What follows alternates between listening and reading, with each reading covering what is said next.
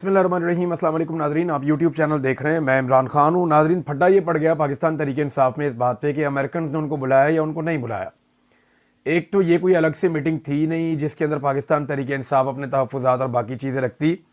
तहरीक इंसाफ को उसके लिए करना था तो अपनी लॉबिंग करनी थी, अपने ताल्लुकात बेहतर करने थे और हर जगह पर उन्हें काम करना था, तभी उनको मौका मिलता कि जो अमेरिकन आए हैं वो उनके सामने अपने तहफ़्फ़ुज़ात या अपनी चीज़ें रखते।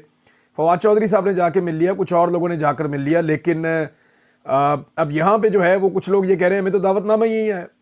कुछ लोग कह रहे हैं जी बिल्कुल दावतनामा आया और गए नहीं।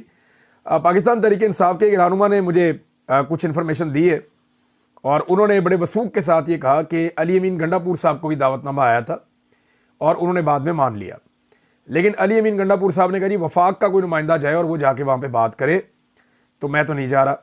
अली अमीन गंडापुर साहब नहीं गए। मेरे ख्याल में इसके पीछे एक रीज़न ये भी हो सकता है कि क्योंकि इस वक्त एक मुतनाज़ बिल है खैबर पख्तूनख्वा के हवाले से और अमेरिकन की और पाकिस्तान की एस्टेब्लिशमेंट की उसमें बड़ी दिलचस्पी है, तो अली अमीन गंडापुर साहब अगर मिलते तो फिर इस बिल के मामले में वो बहुत पीछे चले जाते।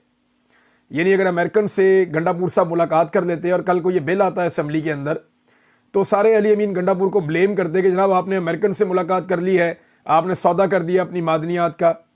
हालांकि इससे पहले भी उन पर इसी तरह के इल्ज़ामात लोग लगा रहे हैं कि जनाब कैबिनेट ने क्यों अप्रूवल दी एक ऐसे बिल की जिसमें सूबाई जो इख्तियारात हैं वो वफाक के पास जा रहे हैं या SIFC को फ़ायदा होने जा रहा है। कुछ लोग ये कहते हैं जनाब इसके अंदर तो वो अल्फाज ही नहीं लिखे हुए SIFC के।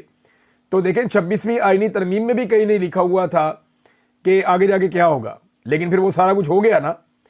तो ज़रूरी नहीं है कि कानून के अंदर जो लिखा हो उसका मतलब भी वही हो, उसमें जो गुंजाइशें पैदा करनी होती हैं वो असल मतलब होता है। और ये कानून के और जो आइन के माहिरीन हैं वो इसको समझा सकते हैं।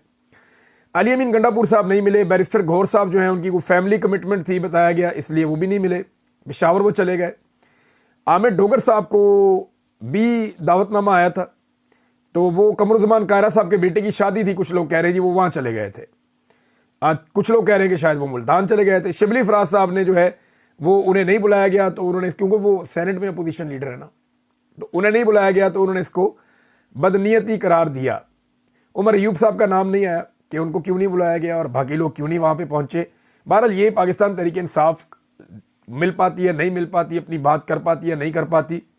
बज़ाहिर दिखाई देता है कि अमेरिका से जो वफद आया उनकी तवज्जो इंसानी हकूक़ की खिलाफ वर्जियों, मैंडेट की चोरी, पाकिस्तान में जुल्म और